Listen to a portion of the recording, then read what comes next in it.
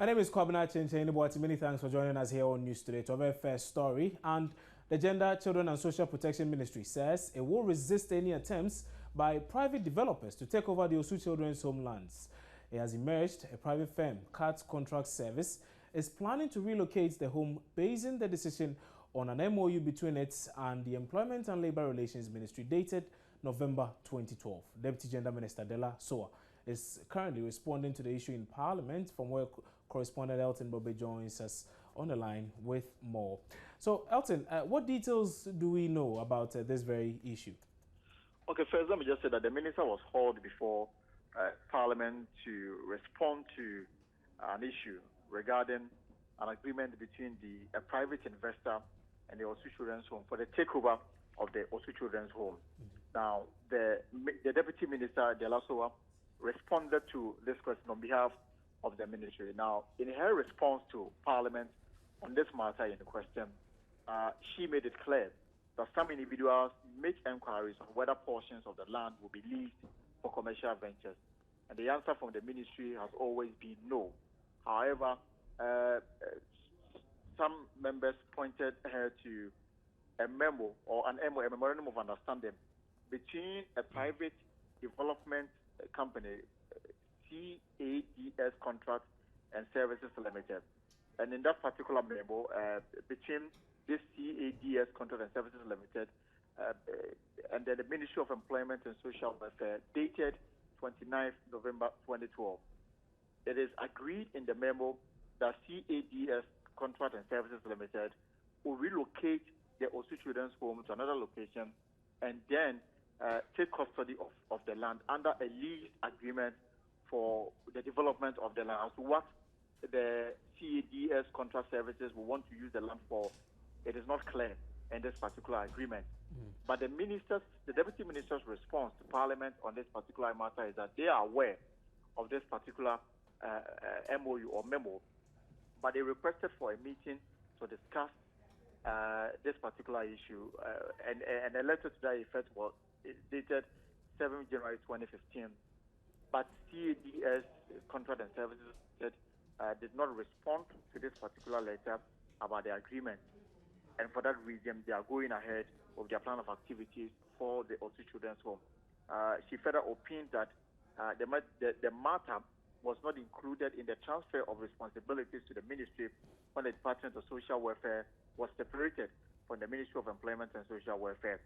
And it had also not featured in any discussion of the ministry, and that the ministry owes no contractual obligation and does not intend to pursue the agreement. From the Ministry of Gender and Social Protection point of view, they are yet to be served with a binding agreement between CADS Contract and Services Limited for them to take custody of the lands housing the Osu Children's Home for private development. So until that is done, they are unaware of such agreement, and they have no intention whatsoever of leasing out part of the land for any private development, and will resist any attempt to have this matter, dealt with. Right. Elton, many thanks for that update. And that was Elton John Bobe joining us from Parliament with updates of today's sitting. But let's still stay with the issues of social protection. And the Minister for Gender, Children and Social Protection, Nana Oyelitha, says the ministry is making headways in the attempt to get head porters off the streets of the country. She said her ministry is working on a pilot-based program to equip the people with employable skills for sustainable livelihood. She also mentioned that the training program, which will include training in fashion, catering, and hospitality, among others, has already registered about 2,000 head porters at Agbogloshi out of the targeted 8,000 people. She was speaking on the Super Morning Show on Joy FM. It's about sustainable livelihoods and empowering them so that they get off the streets. One of the approaches earlier was to get them to go back to the north. It doesn't seem like that worked. So for starters, we're giving them employable skills, and we're really engaging with them to find out what they want to do, and also something that is employment that is sustainable, because we don't want them to go back to the petty trading, to the child prostitution, and then to the head portering. Is this a challenge? Because it's like we don't want a situation where more will come. So we've still got to look at the long term of making sure that we have employment in the north and SADA works so that we don't have the influx. But as an interim, I believe this is very exciting, and we've designed it in a way that we can sustain and that it will be successful, that they actually get the skills. And I want to ask about that, because the first plan to send them back to the north didn't work out. It seems it was something you were trying, didn't work out. This time around, you say it's well thought through, but you are giving these people employable skills when employment is a problem. Getting funds to start a business is a difficulty. So really, after you've trained these 8,000 people, who are they going to work for? Who's going to pay them? That's why the textile industry comes in, and we're really excited about ANOA ending, because they will get employment there. And we've talked to, for instance, some members of the Chef Association and the hospitality industry, so that they actually, so it's not just giving them employable skills, but it's actually giving them placements. All 8,000 of them? Well, we may not be able to get placements for all 8,000, but we're hoping that they would. How many at the moment? Now we have 400. Gender Minister Nana Oyelitha speaking there on the Super Morning Show. Now, away from that, Ghana has achieved significant progress on the economic front, education sector, health sector, as well as social protection. That's the claim by government in its latest document, suggesting the country's per capita income is higher than that of Senegal, Kenya, and Cote d'Ivoire.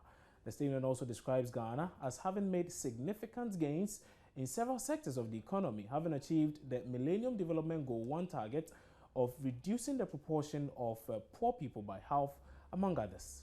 Let's delve into more of this, because my colleague Raymond Akwa has been taking us through that document by government. What it actually says here is that the GDP per capita in current terms in the year 2015 was higher than that of 2008, and that's by a 5.9%, almost 6% increase. That is true. Now, the current per capita income of Ghana, which is supposed to be the 1,340, is higher than that of Cote d'Ivoire, Senegal, and Kenya. That is what the statement also says. In fact, it proceeds to say that government recognizes that this is not just the indicator people will be looking at, and that real transformation comes with other levels of development. So it proceeds to say that Ghana achieved the Millennium Development Goal 1, which is to do with the reduction of poverty by half in 2013, before the MDGs ended in 2015. A clear 2-year ahead of time. And this, they say, is supported by the Poverty Reduction Program, All Progress Report by the World Bank. Beyond this, there are specific benchmarks they want Ghanaians to know in the specific areas where they've achieved specific targeted. Okay, so in this document, for instance, it focuses on about 3 areas based on what I saw. Let's start off with education. What does the statement say as far as education is concerned? The statement specifically tells us that the literacy rate of Ghanaians, especially at the youth level, has increased tremendously, and that as we speak now, we have about 80% of young people in this country who are literate.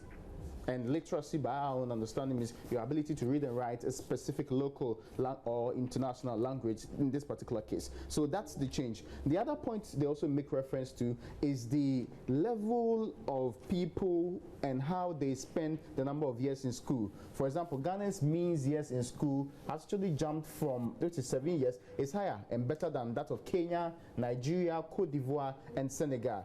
Also, there are some indicators it puts across as far as health is concerned. What specifically does that say?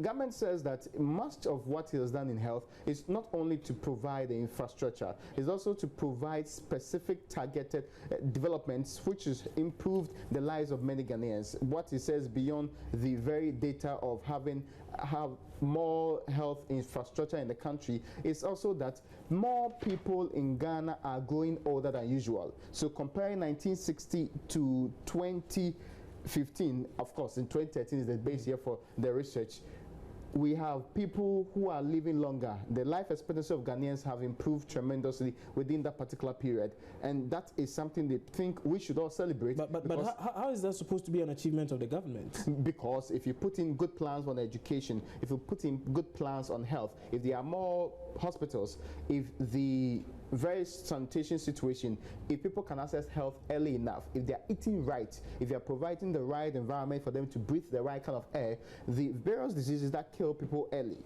let's say the 6 childhood killer diseases, will be abated as early as possible with vaccination, so that people can grow older and not be killed earlier or die earlier from some of these diseases. So that's what they compare. A group calling itself Returnee Diaspora Integrated Development Organization is opposing a suit filed by the Road Safety Advocates Ghana against government on the use of Maslock tricycles as taxis. Road Safety Advocates Ghana, a non-governmental organization, filed a suit at the High Court on Monday challenging government on the use of tricycles usually called Mahama Kambu for taxis. Now, the group says, among other things, that it puts the lives of passengers at risk and also breaches Regulations 84, 128 and 130 of the Road Traffic Regulations 2012. It therefore wants the MTTD to enforce that law and also the courts to put an injunction on the use of the tricycles. But in a reaction, the Returnee Diaspora Integrated Development Organization says a ban on the use of the tricycles would affect some of their members who are beneficiaries of the Maslock program. Andrew Atarawini speaks for the group. The basis is that the security of lives cannot be guaranteed using this. But who says the security of lives can be guaranteed? The Constitution of the land says so. Yes, so we are arguing from the point that no country has ever had the right set of laws, at once. So it is the dynamism of society that triggers that certain laws need to be amended, certain changes need to be done to our existing laws so we can meet the current trends of happenings.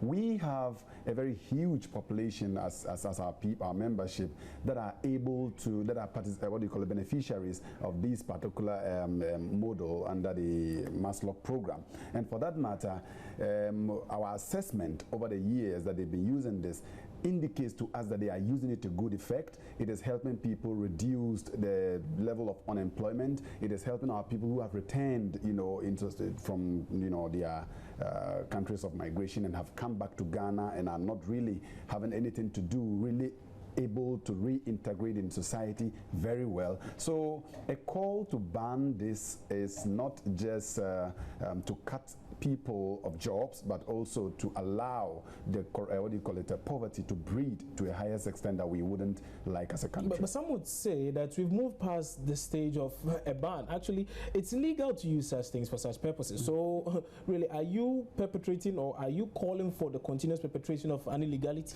It is not. We are not saying that it's legal. We are not kind of defending the usage of it for taxi. To me you are. What we are doing is that we are saying that you cannot ban the usage of it. If you look at the suit that has been filed, they are seeking, for government to even stop, providing some of these reliefs. And we are saying that no, we can rather look at proffering some, solutions regarding the amendment of the law to allow it to happen. Okada is not allowed. What the Okada business is not legally, mandated, but we can see that it's still happening behind closed doors. So, in as much as these are happening and they are helping people, survive economically, it is helping people, contribute their quota to national development in terms of, the economy. It means that we need to sit up as leadership. We need to sit up as stakeholders and see how best we can streamline these people into the mainstream. You're watching News Today on your Joy News channel on Multi TV. We're taking a break. We'll return shortly with more stories. Stay with us.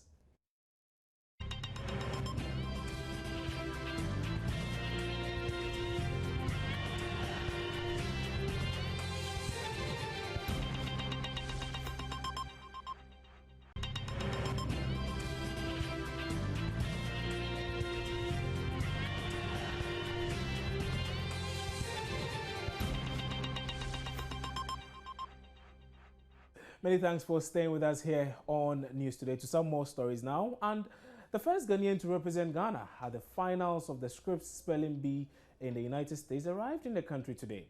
14-year-old Ifuansa beat the odds to become Ghana's first finalist at the Scripps Spelling Bee competition. Ifuansa has been sharing her experience with the Joy News team. It's actually called to give like a brief history on Ghana, basic Ghana history, like the clans, just how Ghana is, for people all over the world to have a better understanding of the country. Yeah, you have to read widely, any book, geography books, because the word I misspelled, Liechtenstein, it's actually a country. Yeah. So you've got to read widely because the words come from anywhere, so far as it's a word. One gentleman, Kojo Prince, shared his pre-wedding photos and has since gone viral, capturing the hearts of many and making them believe in true love. Joy News caught up with the world's most popular bride-to-be, Ms. Naki Tete. Her first-time television appearance after she became a social media sensation. Naki received some nasty remarks about a photo of her fiancé lifting her in his arms as a part of their engagement photos. Now, after these pictures were posted online, posted on social media, how did the international press get to know? How did you end up being in the international media? Okay, I think the picture went viral because Prince tried to raise it, and they saw it to be impossible. Can we get to see that photo where Prince was trying to raise Naki? And then I'm going to ask, did he actually try to raise you? He did. Even he did? Yeah, he did. Is he that? Is he that strong? He is very strong. He raises you like that all the time? No, he's never done that, but he tells me on our wedding day he's going to raise me and he wants to do it. I said, hey, don't try because I don't want to fall down. I don't want to fall down and break my spine. He said, okay. So that very day when we went, we were taking the shots, then he tried to hold my legs and raise me. I said, stop it. And the photographer was like, let him do it. I want to take that shot. Yeah. And he did the first one, and the camera went off. And the photographer said he should do it again. And it was the third time that he had a shot. So he raised me 3 times. I can imagine he must have been really beat after doing that. No, he was okay. I was also surprised though. The photographer was standing and looking at him. And you're saying he hasn't practiced lifting you in any way? No. Nowhere, ever, never? No, he hasn't. Oh, wow. How you taking all this attention? It's not been easy though, because now I have to reply messages, I have to check comments, and I have to work as well, I school as well. So it's not been easy. And when I go out, people say, this is the girl in the pictures, and I'm like, I'm not the one. So I just wave them and just go. It's not been easy because I have to spend more time with my phone, and even people try getting rude because I don't reply their messages. But I think I now understand the pressure that celebrities and even our presidents go through. Oh yeah, it's too much. All right, let's talk about has your weight ever been an issue for you? No, because since childhood I've been this way. And it was because of that I even tried to go into the health profession to know more and to do more about it. So I think the question I'm asking is, have people taunted you? Have people ridiculed you? Sometimes when you go to the market or you go somewhere, someone just shouts "Obolo," and I said "Obolo," then I'll just ignore them and do my thing and go wherever I want to go or do whatever I want to do. I just ignore them. I just don't pay attention to them. Does it worry you?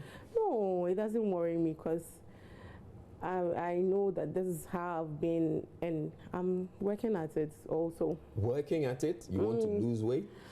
Just maybe a little. What's your weight now? Hey. Because then someone told me if I'm asked what's my weight, I should say I'm 160. Indeed, you're 160, but you say you're working on it. Yeah. I think you want to lose some weight. How much weight are you hoping to lose? Okay, maybe a little. A little? Yeah. It's not easy though. It's not easy, but I'm still working. I'm doing a little to work on because I'm a health conscious personnel. Yeah, person. yeah. I just want to. So you would want to exercise, but probably yeah, I not do really exercise. I'm a member of a gym. I do go to the gym. That's my hood. Okay. Yeah, and I see the dietitian always. We always plan menus and what to eat at the right time. I take a lot of water. All right. Okay, Prince, I'd like you to just leave us with one final confession, something that you're going to say that's going to make Naki just go, and probably make her cry. Give it your best shot.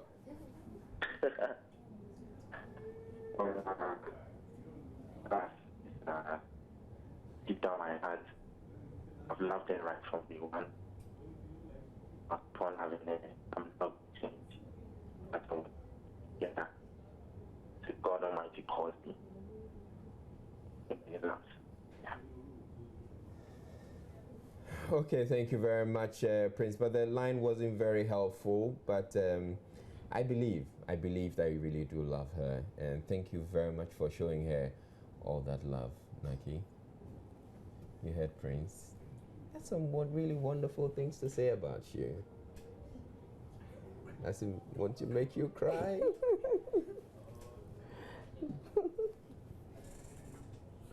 I was asking her the question. I was asking him the question earlier.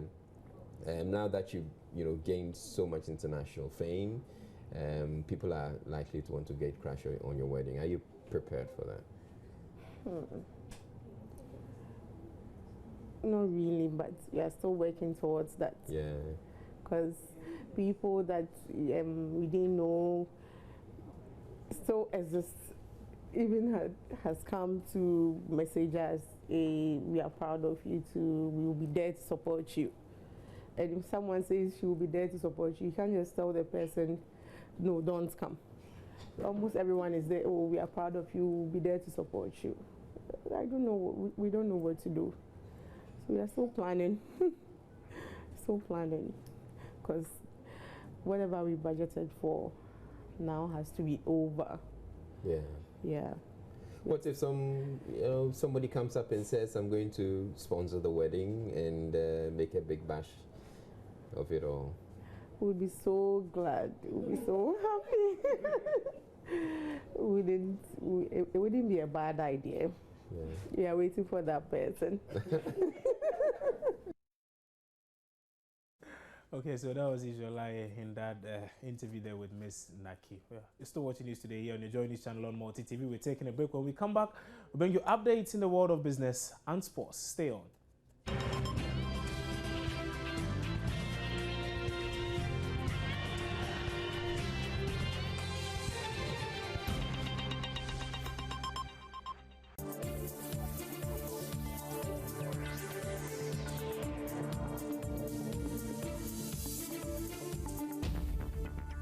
Now, time for some business. And the head of bank assurance for Stanbic Bank, Henry Manuel Plange, is impressing on government to need a far more resilient economy to drive steady growth in the insurance sector.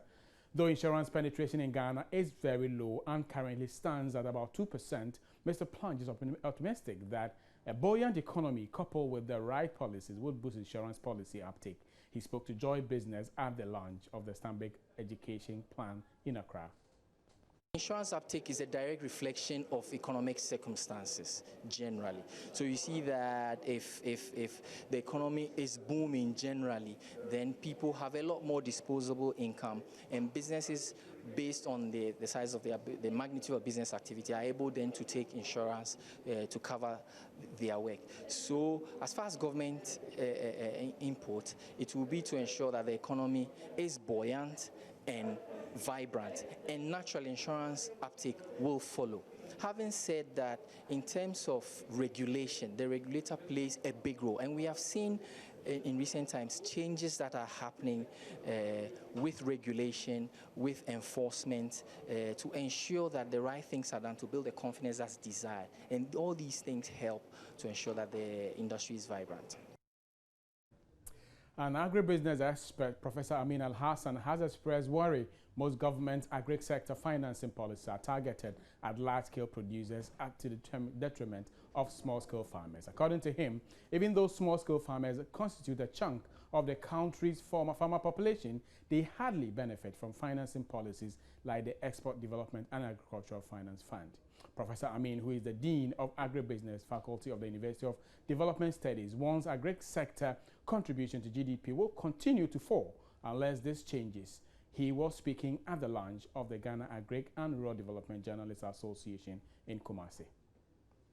The smallholder farmer needs a similar intervention, either to be covered by an expanded area or to have an exclusive initiative dedicated to financing local food and agricultural production.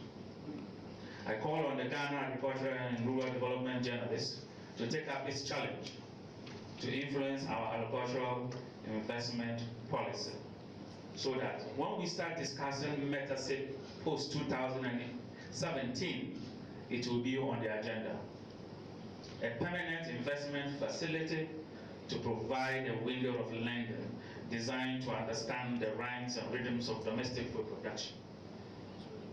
Until we solve this financing puzzle that muzzles the smallholder farmer, our food production will continue to suffer.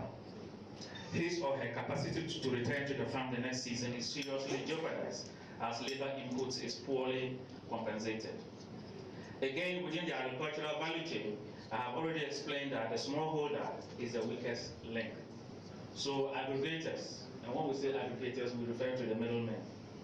Haulage, warehousing, and retail all get disproportionately large compensation for their roles in at the expense of the smallholder farmer.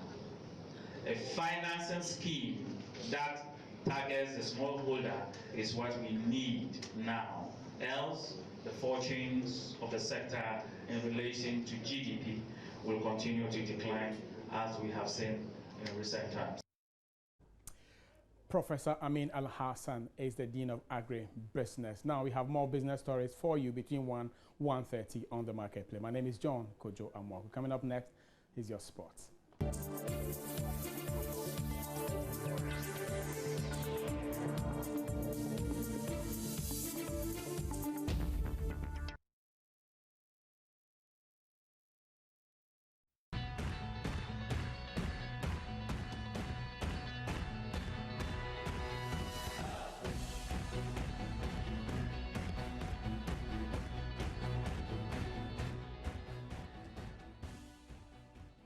Good afternoon, my name is Baba Tando. Let's talk sports right here, right now. And the trending issue this morning, apart from the fact that former Super Eagles coach Stephen Keshi has died, is Sule Muntari. Now, we know he was put on indefinite suspension following his misconduct during the 2014 FIFA World Cup in Brazil. Now, the 31-year-old was expelled from the Black Stars camp together with Kevin Prince Boateng after exhibiting violent behavior, slapping then Black Stars Management Committee member Moses Ama, president of Takwa-based club Mediama SC. Now, after 2 years of the unpleasant event in Brazil, the former Inter Milan midfielder has finally apologized to Ghanaians and the Ghana Football Association, availing himself for selection in the Black Stars. Now, first of all, let's hit the streets of Accra to get some takes of some members of the football fraternity. I think, yeah, GFA should consider Sule Muntari. They should just assume the Bible proverb where he's a prodigal son, he goes away and later on he realizes his mistake and comes back. So they should accept him, but they should kind of give him some guidelines. This and this is what we are going to do, just for safety measures, so that in case the next time he does the same thing, he wouldn't have to blame anybody than to blame himself. They should accept him. Because when he realized that he has done a mistake, everybody, we all do mistakes one way or the other, but when you go to your father and apologize, at least they will not throw you away. I like him to come back. He's very nice. I like the way he plays, especially at the left back. When they pass the ball to him, he plays it well, or he passes it well to other colleagues. So I wish him to come back. He should be accepted because he's one of the good players we have. And you know, sometimes in football, Ghanaian football is very difficult here. They are killing talent in the country. You know, what the GFAs are supposed to do, they don't do it. And anytime anybody gets up to stand against the rights, they don't want to accept it. Now, what football-loving Ghanaians will or are saying will be on one side. The substantive issue beyond that has to do with the white paper on the report of the Commission of Inquiry into matters relating to the participation of the Black Stars team in the World Cup tournament in Brazil 2014. I will take you to page 14, the last paragraph of bullet point 3.4, which states, and I quote, "Government further advises that the two players should not be recalled into the Black Stars camp in order to maintain the discipline that appears to have been restored since Brazil 2014. Now, there's a lot of explanation on this issue to be done. Let's speak to a lawyer to get insight on what we need. And lawyer Egbert Fabio joins me on the telephone. Hello, lawyer. Good afternoon to you. Thanks for your time. Good afternoon. Now, I am made to understand that the white paper has attained the judgment of a high court. Now, what legal issues could arise if this issue of recalling Muntari to the Black Stars is not handled properly? Well, I think that there are some critical legal issues or bridges that Muntari has to cross. And I'll point you to Article 282 of the 1992 Constitution. It provides that where a commission of inquiry makes an adverse finding against any person, the report of the commission of inquiry shall be, for the purposes of this Constitution, be deemed to be a judgment of the High Court, and accordingly an appeal shall lie as of right from the finding of the commission to the Court of Appeal. So to the extent that the Jammeh Commission has made that finding against Sule Muntari, it becomes an adverse finding, and that adverse finding that he should not be invited to the team constitutes a judgment of the High Court. Now, if you go to Article 280, Clause 5 of the same 1992 Constitution, it says that, or it provides that a finding of a commission of inquiry shall not have the effect of a judgment of the High Court as provided under Clause 2 of this article, A, unless A, 6 months have passed after the finding is made and announced to the public, or B, the government issues a statement in the Gazette and in the national media that it does not intend to issue a white paper on the report of the commission, whichever is earlier. In this case, the government has issued a white paper, and so the judgment, that adverse finding, is still logged in as a judgment of the High Court. So what options then does Sule Muntari have? Article 286 of the Constitution provides that the right of appeal conferred by Clause 2 of this article on a person against whom a finding has been made shall be exercisable within 3 months after the occurrence of the events described in Clause 5 of this article, or such other time as the High Court or the Court of Appeal may, by special leave and on such conditions as it may consider, allow. So, as we speak today, before Sule Muntari is invited to the national team, he should go to the Court of Appeal. There's a time limitation. The time limitation is 3 months. But the Article 286 has given him a leeway by saying that you can also come for special leave of the High Court or the Court of Appeal to enable you appeal. I'm afraid if that Mr. Muntari does not take that step to have the adverse findings against him by the commission and upheld in the white paper overturned on appeal, any attempt to invite him into the national team can and may constitute a judgment, contempt of the High Court, because that judgment, the adverse finding subsists as a judgment of the High Court. So it is not that easy. It is not a done deal. Some preliminary legal steps ought to be taken by Mr. Muntari himself and no one else before he can be cleared to play for the Black Stars again. That's a lot. Now, how should this issue be managed in order to avert all the legal implications you have outlined? Mr. Muntari should see his lawyers, and I think that the GFA should also write a response to Mr. Muntari advising him to go through the legal procedure as laid down in Article 280 of the 1992 Constitution in relation to his right of appeal to have that adverse finding overturned. Otherwise, I'm afraid it is not a done deal at all for him. I see. His looks pretty easier, but I am also made to understand that government is the only entity that can compromise this judgment. But that also has the tendency of offending the FIFA statutes because it will amount to governmental interference. Now, what is our best way out? Government is not the only person. It's Mr. Muntari himself is the only person who can help himself. Even government itself cannot intervene in this matter. A judgment or the finding as far as it is adverse against Mr. Muntari has been established as a judgment of the High Court. It operates against him alone. And so if he wants his football career as far as it relates to the Black Stars to resume and continue, then he should go to the Court of Appeal and have the adverse findings overturned. And then the table will be erased completely for him to have a fresh start. Otherwise, I'm afraid that's the end of the road for his Black Stars career. But in your earlier submission, you said that he could appeal, that's Muntari, could appeal against this decision 6 months after the release of the white paper. But hasn't he lost that one already since it's been more than 6 months? Yeah, if you look at Article 286, apart from the 6 months original time limit, it also talks about the right of appeal accruing within 3 months after the report or the white paper has come out. And then even if you neglect to take advantage of the 3 months, you must or you can't go to the Court of Appeal or the High Court by way of a special leave, and then the court may grant you the leave to appeal it out of time on certain conditions. Right, so as it stands now, there's a possibility that should all of these legal tussles be handled pretty well, Muntari could play for the Black Stars. I mean, what's the time frame? Well, the time frame is that Mr. Muntari must necessarily bring an application as we speak or any moment from now before the High Court or the Court of Appeal before the legal vacation commences on the last day of July 2016 to resume in the first week of October also 2016. So if he's keen, then that's the step he and his lawyers must take to pave the way for him to be re-invited into the national team. Lawyer Egbert Fabil, thanks so much for your time this afternoon on the sports segment of News Today. So what we are made to understand is that beyond the apology letter, I mean, it's the apology letter from Sule Muntari is not enough to get him back into the senior national team, the Black Stars. There's a lot of legal issues, or there are lots of legal issues that need to be handled and properly managed to get him the green lights to come back to play for the Black Stars after his indefinite suspension. Now let's put the issue of Sule Muntari aside.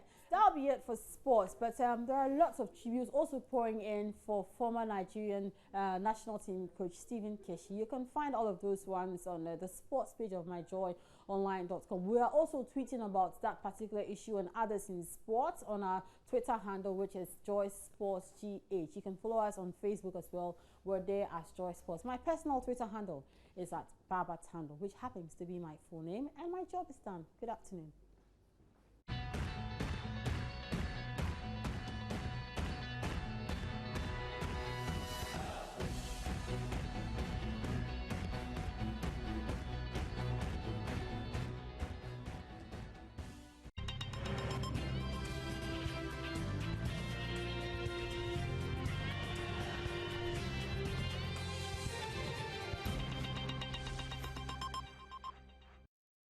My name is Gladys Osei Obredu. Welcome to the entertainment news segment of the news. Now, veteran actor Oscar Provincial has said that he had to put on weight at a point in his acting career just to fit into the role that he played as Inspector Bediako in the TV series Inspector Bediako.